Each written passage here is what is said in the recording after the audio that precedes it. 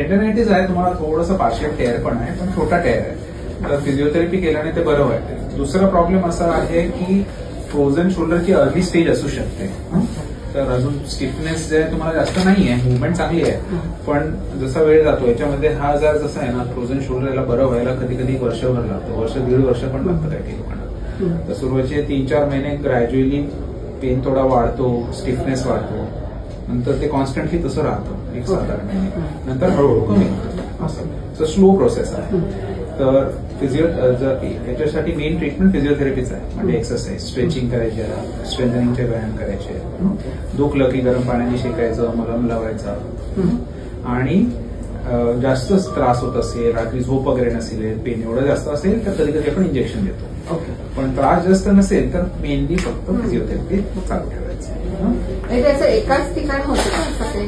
म्हणजे कधी कधी एकच पोर्शन असं आतून ते होईल कमी हळूहळू. आणि जास्तच जर त्रास होत असेल तर गोळी घ्यायची पेन किलरची, नाहीतर शेकायचं, मलम लावायचा. आराम नसेल होत तर गोळी घ्यायची.